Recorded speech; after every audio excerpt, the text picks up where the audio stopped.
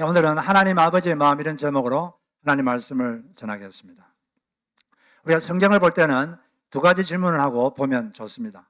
첫째는 이 본문에서 하나님은 어떤 분이신가? 하나님은 어떤 분이신가? 하나님의 성품은 어떤가? 하나님은 어떤 원리를 가지고 행동하시는가? 하나님이 어떤 분이신가? 그걸 질문해보고 그 다음에는 거기에 비해서 나는 지금 어떻게 살고 있는가? 하나님의 어떠하심과 자기의 어떠함을 비교해 보는 것이죠. 그 비교해 보면 자신이 앞으로 어떻게 살아야 할지 그것이 클리어하게 보이게 되는 것입니다. 그래서 오늘 우리가 이런 이 본문에서 하나님은 어떤 분이신가? 하나님은 어떤 분이신가? 그걸 한번 두 가지만 살펴보면 첫째, 하나님은 어떤 분이시냐? 하나님은 환경을 통해 말씀하시는 분이십니다. 환경 소품, 주변 소품을 통해서 말씀하시는 거죠.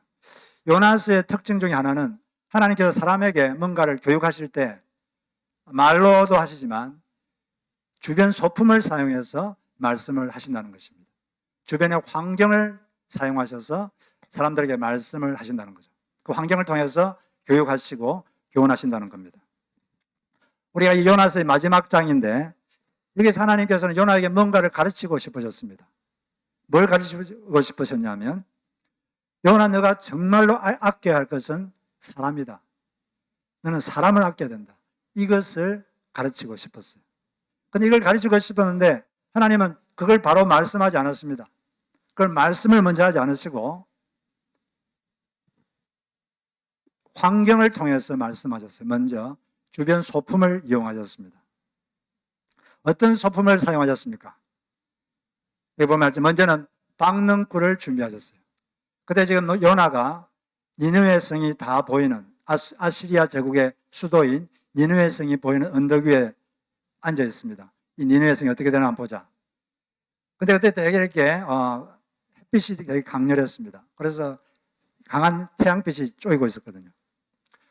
근데 하나님께서 박능굴을 갑자기 자라게 하셔서 그늘을 만들어 줬어요. 박능굴이 그늘을. 그러니까 요나가 너무 기뻤습니다.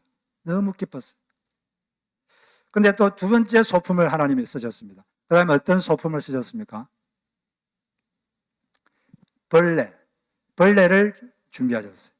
벌레를 준비하셨습니다. 벌레를 준비해가지고, 벌레는 요나 눈에는 보이지도 않아요. 벌레로 하여금 그 박능굴을, 요나가 그렇게 기뻐했던 자기에게 그늘을 제공했던 그걸 갉아먹게 만듭니다. 그래서 하루 만에 시들어버렸어요. 그리고 또 어떤 소품을 준비했냐면 뜨거운 동풍을 준비했습니다. 동쪽이 이스라엘은 그쪽이 동쪽이 이스라엘, 동쪽이 불면 아주 뜨거운 바람이에요. 뜨거운 바람을 불게 하셨어요. 그러니까 요나가 이 박능굴이 없어진 것에 대해서 너무 화가 나가지고 차라리 저를 죽여주십시오. 그러니까 하나님께서 말씀하셨습니다. 너는 박능굴이 죽는 것은 그렇게 아까워하면서 어떻게 사람이 죽는 것은 조금도 신경을 안 쓰느냐. 그렇게 말씀하셨어요. 박능굴 그늘은 그렇게 좋아하면서 수많은 사람이 죽는 것은 전혀 관심이 없느냐. 그렇게 말씀하셨습니다. 왜 그러면 하나님께서 너는 왜 사람을 아끼지 않느냐 이렇게 말씀하셨습니까? 여러분들이 아시다시피 하나님께서 먼저 요나에게 아시리아 제국의 수도인 니느웨에 가가지고 말씀을 전하라 그랬어요. 어떤 말씀이냐? 니느웨의 악이 하나님께 상달되었다. 악이란 것도 양이 있거든요. 양이 딱 차면 하나님이 심판하십니다. 근데 심판할 때가 됐다는 거죠. 니느웨의 악이 너무 많아서. 그래서 이제 말씀을 하라는 거죠. 그 말은 이제 회개하라는 것을 하나님께서는 기대하고 있는 것입니다. 근데 이 요나는 니느웨의 말씀을 전하기 싫었어요. 왜냐하면 아시리아 제국이 이스라엘 민족을 아주 잔인하게 억압하고 핍박한 그런 나라입니다. 그러니까 이 나라가 망하기를 원하지 이 나라가 잘 되기를 전혀 원치 않습니다. 그래서 그냥 싫어서 반대편 스페인 쪽으로 그냥 도망갔어요. 그러니까 하나님께서 폭풍을 보내셨습니다. 이것도 소품이죠. 하나님께서 말하지 않았어요. 그냥 폭풍을 보내셨습니다. 그걸 통해서 하나님은 말씀하시는 거죠. 무슨 말씀하시는 거죠? 불순종하면 인생에 폭풍이 온다. 그런 메시지를 그 소품을 통해서 말씀을 하신 것입니다. 근데 그 폭풍을 통해서 그는 깨닫고 이제 사망의 자리에 다시 오게 됩니다. 니느웨 성에 가가지고 다시 이제 말씀을 전하죠. 40이 지나면 이 도시가 망합니다. 근데 이 말씀이 떨어지자 말자 그 니느웨 이방 민족은 그 하나님 말씀에 두려워 떨어서 금식하면서 자기를 하나님 앞에 겸손히 낮추었습니다. 그리고 지금까지 행하던 악을 중단했습니다. 그리고 하나님께 기도했습니다. 그리고 이 세 가지를 하니까 겸비하고 기도하고 악을 거치니까 하나님께서 내리려고 했던 그 재앙을 내리지 않고 뜻을 돌이켰습니다. 하나님은 하나님의 근본 목적은 바뀌지 않습니다. 하나님의 본질도 변하지 않습니다. 그런데 하나님은 그 목적을 달성하는 과정에서 사람의 행동이 좀 변하면 하나님도 다르게 반응하십니다. 그런 변화는 좀 있는 거죠. 그런데 이때 요나는 니느웨가 망하기를 원했는데, 다 사람이 죽기를 원했는데 안 죽으니까 화가 났습니다. 자기가 이 니느웨 사람들을 미워하고 싫어하거든요. 그러면 내가 미워하는 사람, 내가 싫어하는 사람을 하나님도 미워해야 된다, 하나님도 싫어해야 된다, 이렇게 생각했는데 하나님은 그렇지 않습니다. 내가 미워하고 내가 싫어하니까 하나님도 미워하고 싫어할 것이라고 생각했는데 하나님은 그 아시리아 사람들을 미워하지도 않았고 싫어하지도 않았어요. 자기가 미워하는 사람은 하나님도 미워하면 얼마나 좋겠습니까? 그런데 그러지 않았거든요. 바로 하나님은 그 사람을, 요나가 미워하는 그 사람을 하나님은 사랑하셨어요. 그리고 그 니느웨 사람들이 회개하니까 기다렸다는 듯이 모든 걸 다 용서해 주시고 내리는 재앙도 내리지 않으셨습니다. 우리는 가끔 착각하죠. 내가 싫어하는 사람, 내가 미워하는 사람은 하나님도 미워할 것이다. 그런데 그렇지 않습니다. 하나님은 그 사람을 사랑하십니다. 바로 그 사람을 위해서 또 십자가를 지셨습니다. 그걸 알아야 우리가 사람을 용서할 수 있고 사람을 사랑할 수가 있는 것입니다. 그러니까 하나님께서 너는 왜 사람을 아까워하지 않느냐, 그런 식으로 말씀을 하신 것입니다. 그래서 이 하나님께서 여러 가지 소품을 통해서 이 요나에게 말씀을 하셨는데, 큰 소품을 쓰기도 하고 작은 소품을 쓰기도 했습니다. 큰 소품은 어떤 거죠? 폭풍, 뜨거운 동풍, 이런 걸 보냈어요. 한 사람을 교육시키려고 하나님은 이것을 보내셨습니다. 그리고 아주 작은 소품도 사용하셨어요. 그 작은 소품이 뭡니까? 벌레. 이 요나 눈에는 보이지도 않아요. 벌레. 그리고 또 박능꿀. 이걸 준비해서 요나에게 말씀하시고 교훈하셨습니다. 그럼 요나에게만 이렇게 하시고 여기 앉아 계신 여러분들에게는 그러지 않을까요? 그렇지 않습니다. 하나님은 지금도 환경을 통해서, 이런 소품들을 통해서 우리에게 말씀하고 계십니다. 많은 기독교인들이 좀 오해하는 것이, 하나님은 영의 하나님이니까 우리에게 말씀하실 때 영적인 방법으로만 말씀하실 것이다, 이런 식으로 오해하는 경우가 있습니다.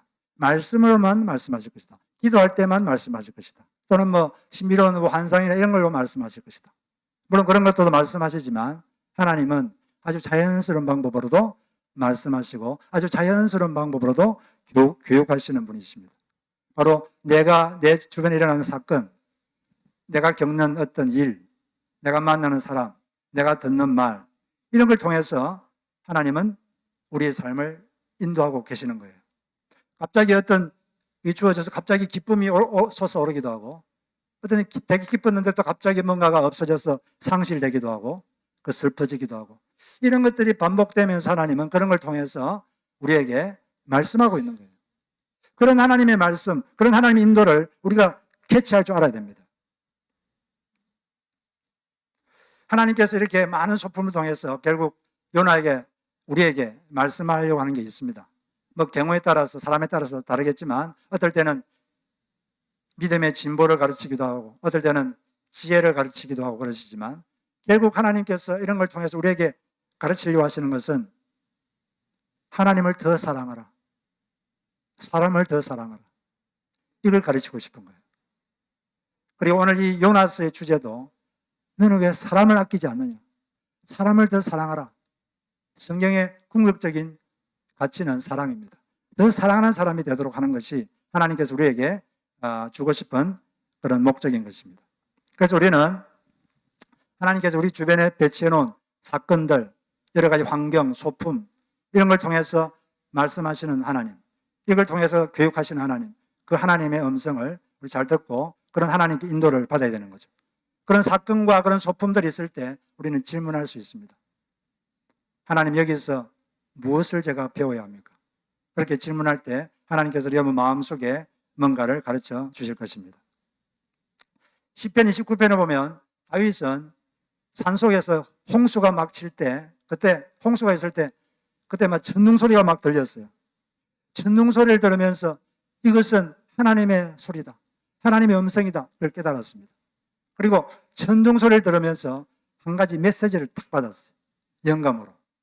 그 메시지가 뭐냐면, 그 메시지를 받아서 그 메시지를 후대에 계속 우리에게 전해 주었습니다. 그게 뭐냐면은 하나님께서는 홍수 속에서도 좌정하고 계신다. 그걸 천둥 소리를 들으면서 하나님께서 갑자기 가르쳐 주셨어요. 그게 기록되어 있습니다. 하나님은 홍수도 다스리신다. 하나님은 우리 인생의 폭풍, 인생의 홍수 가운데서도 그걸 다스리고 계신다.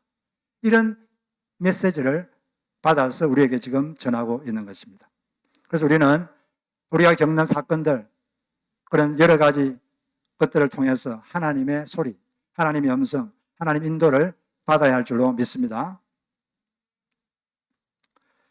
두 번째, 하나님께서는 여기서 어떤 하나님을 말씀하시느냐? 사람은 사물을 아끼지만 하나님은 사람을 아끼신다. 그걸 여기서 말해주고 있습니다. 우리가 오늘 이 4장을 읽어보면 요나가 상당히 좀 이기적이죠. 상당히 자기중심적인 것을 보게 됩니다. 자기의 태양빛을 가려주는 그 박능굴은 없어진 것은 너무나 신경 쓰고 화를 내면서 많은 사람이 죽는 것은 조금도 기이하지 않습니다. 조금도 신경 쓰지 않아요. 오히려 왜 죽지 않느냐, 왜 하나님 멸망시키지 않느냐고 오히려 화를 내고 있습니다. 네, 엄청나게 자기중심적이고 엄청나게 이기적이죠. 사람들은 이런 면이 다 있는 것 같습니다. 나의 편리함을 저해하는 것에는 되게 관심을 기울이면서도 다른 사람이 죽는 것에 대해서는 별로 관심이 없는 그런 모습들이 모든 사람들에게 있지 않나 하는 생각을 해보는 것입니다. 네, 요나는 풀이라는 이 박능굴을 아꼈지만 하나님은 사람을 아끼신 것이죠. 근데 사람들은 자기 목표 달성, 이 목표 달성을 위해서 자기 편리함이나 자기 목표 달성을 위해서 방해되는 게 있으면 사람도 가차없이 이렇게 그냥 쳐내버리고 가차없이 그냥 처단해버리는 그런 모습들을 있다는 걸 보게 됩니다. 저는 이제 아침마다 그 피트니스 가서 운동을 좀 하는데 이번 주에 운동하고 있는데 앞에 그 TV가 매달려 있거든요. 그래서 보기 싫어도 봐야 돼요.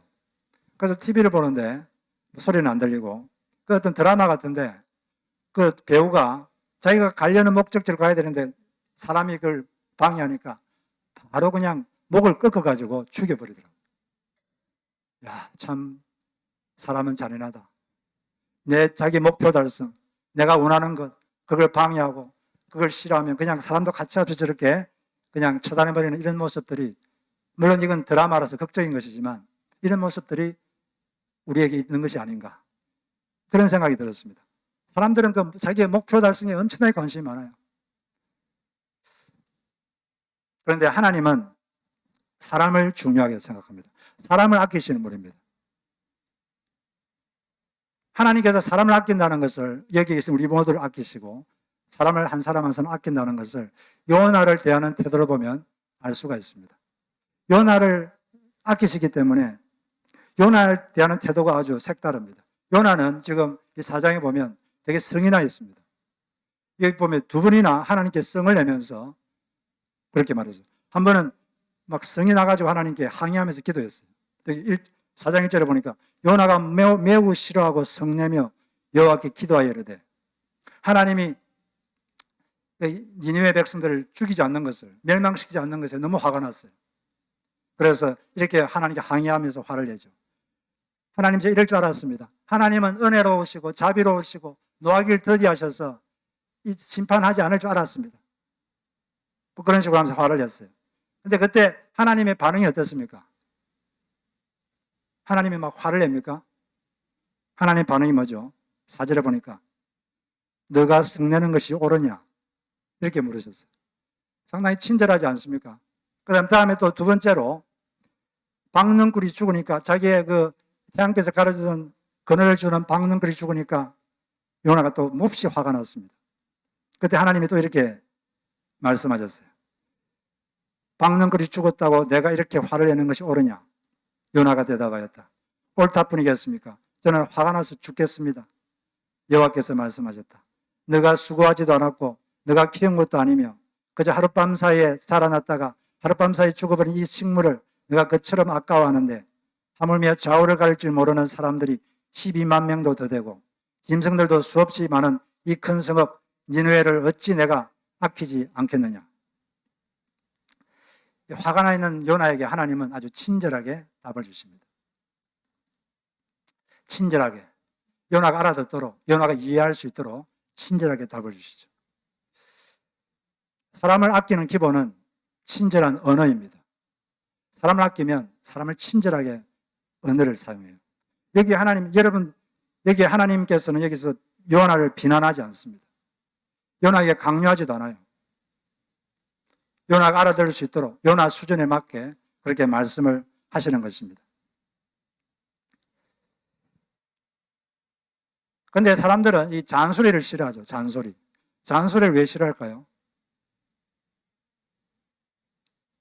잔소리는 뭐 자녀에게 하기도 하고 또 뭐 우리 주변 사람들에게 하기도 하는데 잔소리를 사람들이 왜 싫어하냐면 잔소리에는 비난이 들어있어서 그래요. 잔소리 속에는 비난이 들어있습니다. 그리고 잔소리 속에는 강요가 들어있어요. 그게 뭐 뚜렷하지는 않아도 어떨 때는 뚜렷하게 나타날 때도 있고 은근히 들어있을 수도 있고 비난과 강요 이 두 가지가 있기 때문에 잔소리에는 그게 있기 때문에 사람들이 싫어하는 거예요.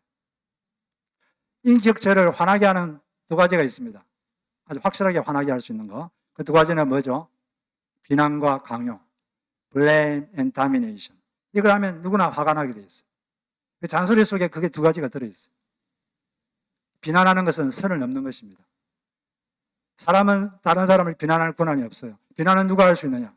오직 법을 만드신 분, 그리고 심판자이신 하나님만 할 수가 있는 거죠. 우리가 다른 사람에게 뭔가 도움을 주고 싶다면 비난을 빼고 해결책을 제안하는 것. 이런 성숙이 필요합니다. 비난하지 말고 해결책을 제안하는 거죠. 비난과 강요를 빼고 해결책을 제안할 때 상대방은 거기서 도움을 받을 수가 있게 되는 것입니다. 제가 제 큰딸이 지금 산호세에 있는데 걔가 이제 가끔 내려오는데 제가 아주 가끔씩 다음과 같은 말을 하면 별로 기분 나빠합니다. 제가 어떤 말 하냐면 너 체중 관리를 좀 해야 되지 않겠냐? 그렇게 하면 저는 되게 부드럽게 말했는데 되게 좀 기분 나빠하면서 이렇게 말해요. 한국 사람들은 그래서 자살률이 높아요. 이렇게 말해요. 그러니까 외모에 신경 쓰지 말라는 거예요. 근데 왜 가만히 생각해보면 왜 내가 그렇게 말했는데 왜 이렇게 잘 안 받아들일까? 그 속에 비난이 들어있었어요. 너는 살이 쪘다. 이게 그 들어있거든요. 너는 체중 관리를 하지 않는다. 이런 비난이 그 속에 들어있는 거예요. 그럼 비난이라는 게 무슨 욕을 하거나 뭐 그래야 비난이 아닙니다. 상대방을 나쁘게 평가하는 것, 상대방을 나쁘게 말하는 모든 게 다 비난이에요. 그러면 사람이 화가 나게 돼 있어요. 이런 말이, 속담이 이런 말이 있죠. 돌붙여도 자기가 비난하는 말은 알아듣는다. 아주 성품이 온유하고 순한 사람도 남이 자기를 비난하는 것은 아주 예민하게 알아들어요. 그리고 확 기분을 상합니다. 사람이 착하면 표시는 안 내지만 그렇게 돼 있어요. 그래서 제가 얘가 지금 내가 자기 그런 게 느껴지니까 이런 식으로 생각하는 거예요. 그래서 제가 어제 그제 조금 다르게 접근했습니다. 밤에 전화를 했어요. 하니까 그 아파트 짐에서 운동을 하고 있더라고 나름대로. 그래서 제가 이렇게 말했어요. 요즘 한국 젊은 여성들이 필라테스라고 하는 운동을 많이 한다고 알려져 있는데, 그걸 하면 자세도 교정되고, 또 건강도 좋아지고, 또 이렇게 체중도 조절이 되고, 몸의 쉐이프도 아주 좋아진다고 하더라. 내가 보니까 너 집 근처도 그런 게 좀 있는 것 같더라. 이렇게 말했어요. 그러니까 그 딸이 어떻게 반응했냐 하니까, 그러면 내가 한번 알아보겠다. 그렇게 말하더라고요. 반응이 완전히 다르죠. 저는 전혀 비난이나 강요를 섞지 않았어요. 그냥 해결책을 제안했을 뿐입니다. 제안. 이 해라고 명령적으로 말하지도 않고, 이러한 좋은 점이 있더라. 그냥 있더라. 제안. 하니까 걔가 받아들이는 거죠. 그래서 아마 제 생각에는 거기를 아마 필라테스 센터에 가가지고 아마 하게 될 것 같아요. 사람을 아끼는 사람은 언어가 친절해야 돼요. 우리는 많은 사람들이 상대방을 위한다는 마음이 있으면서 언어가 친절하지 않아요. 비난이나 강요를 없애야 됩니다. 그리고 그냥 해결책을 제안하십시오. 받아들이면 감사한 거고, 안 받아들이도록 스스로 선택하도록 내버려 두는 것이 인격체를 향한 예의입니다. 일단 하나님께서는 이처럼 우리를 아끼시는 분이에요.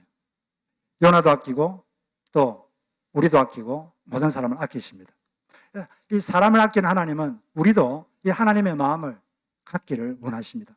너도 나처럼 좀 사람을 아껴라. 그런데 이 요나는 사역자인데 전혀 이 하나님 마음이 전혀 없어요. 사람을 사랑하는 마음이 전혀 없습니다.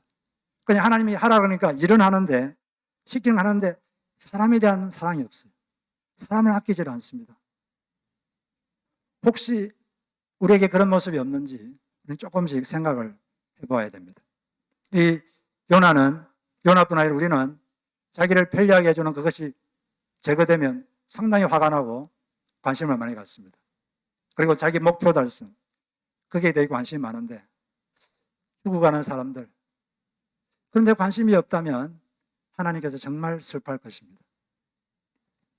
사람들은 자기 목표 달성에 정말 관심이 많아요. 어떤 목표가 있으면 이걸 달성하기 위해서 전력 질주합니다. 이 캘리포니아가 1848년도까지 인구가 15,000명이었어요. 그런데 2년 뒤에 갑자기 인구가 13배로 늘었습니다. 20만 명이 됐어요. 그래서 주로 성격됐습니다. 무슨 일이 있었을까요? 2년 만에 갑자기 인구가 13배로 20만 명이 확 이렇게 올라갔어요. 어떤 일이 있냐면 1848년도에 세크라멘토에 살던 목수 제임스 마샬이 어떤 물방앗간을 수리하다가 그 방앗간 옆에 물이 흐르는데 거기서 사금을 발견했어요. 그래서 그 땅을 사가지고 몰래 사가지고 인부들을 고용해가지고 사금을 채취했습니다. 그런데 고용됐던 일꾼들이 그걸 소문을 퍼뜨렸어요. 그 소문이 뉴욕까지 갔습니다. 전국에서 이 금을 캐겠다고 사람들이 그 당시에는 뭐 도로도 별로 없고 얼마나 위험해요. 그런데도 이 목표 달성을 위해서 목숨을 무릅쓰고 엄청난 사람들이 몰려온 거예요. 그걸 보면 사람들은 자기의 목표, 사람들마다 다 목표가 있거든요. 자기가 원하는 거. 이걸 이루려는 아주 욕구가 강합니다. 그걸 누가 방해하면 사람도 가차없이 짓밟아버리고 그런 마음이 있는 것이 사실입니다. 물론 그게 건전한 목표라면 그 좋은 것입니다. 그러나 아무리 좋더라도 더 중요한 것은 사람을 아끼는 것. 사람을 아끼는 것이 이것이 더 중요한 줄로 믿습니다. 지금 그 당시 니느웨 백성들도 좌우를 분간하지 못하고 그들이 지금 망하고 있다는 걸 모르고 살고 있었는데 지금 이 땅에 살고 있는 많은 사람들이 멸망으로 가고 있어요. 하나님도 모르고 그냥 이 세상의 달콤함에 빠져서 그렇게 살다가 그냥 죽고 있습니다. 제가 얼마 전에 동영상을 봤는데 이 쥐를 죽이는 그 덫이 있어요. 그 끈적이인데 끈적이를 배치해놓고 거기다가 쥐가 좋아하는 치즈를 딱 넣습니다. 그러면 치즈 냄새를 맡고 쥐가 막 어디서 와요. 근데 딱 오는 순간에 딱 붙어가지고 꼼짝을 못하죠. 근데 그렇게 꼼짝을 못하고 이제 죽게 되는데도 앞에 있는 치즈를 먹으려고 치즈를 계속 핥아먹고 있습니다. 그게 바로 지금 사람들의 모습입니다. 사람들은 세상의 달콤함에 취해서 자기가 지금 죽고 있는지도 모르고 그렇게 지금 살고 있어요. 하나님은 그런 사람에 대해서 하나님은 상당히 아까워하십니다. 그 사람들을 되게 아껴요. 하나님의 이 마음을 가지고 사람을 아낄 사람을 찾고 있습니다. 그 사람들이 한심하다고 하는 그런 사람을 찾고 있는 게 아니라, 한심하다고 할 게 아니라 그런 사람을 아끼는 그런 사람이 필요한 것입니다. 그런 사람에 대해서 무관심한 사람이 아니라, 무관심이 아니라 그런 사람을 아끼는 사람이 필요한 것입니다. 하나님의 마음을 가지고 그 사람을 아끼고 그런 사람이 필요한 거죠. 그들 중에 누군가가 우리에게 불이익을 주고 우리를 불편하게 했기 때문에 내가 불편하게 해도 그 사람을 싫어하거나 미워하지 않고 하나님의 마음으로, 아까워하는 마음으로, 아끼는 마음으로 그 사람을 다가가고 그 사람을 위해서 기도하고 그 사람을 섬기는 그런 사람을 아끼는 사람, 자기의 편리함, 자기의 목표 달성, 그것만 죽으라고 그걸 얻기 위해서 목숨 걸고 달려가는 그런 사람이 아니라 사람을 아끼는 사람, 사람을 아끼는 사람, 그 사람을 찾고 있습니다. 이 근처에도 그런 사람이 많고 먼 외국에도 그런 사람이 많습니다. 하나님은 지금도 그런 사람 볼 때 너무나 안타깝게 여기고 있습니다. 그 사람들이 죄인이지만 그 사람을 미워하는 게 아니라 어떻게 하면 저들을 구원할까? 어떻게 하면 저들을 나의 제자가 되게 할 수 있을까? 그런 고민을 가지고 그 일을 할 사람을 찾고 있습니다. 여러분들이 그 일을 하는 여러분 되시기를 주의 이름으로 축복합니다. 우리가 지금 찬양을 한 곡 하고 우리 기도하는 시간을 갖도록 하겠습니다. 하나님 아버지의 마음, 이런 찬양인데 찬양 가사를 잘 생각하면서 하나님의 마음, 요나의 마음과 다른 하나님의 마음, 하나님의 마음을 우리가 가질 수 있도록 해 주시옵소서. 그런 기도하는 마음으로 이 찬양을 주님께 올려드리도록 하겠습니다.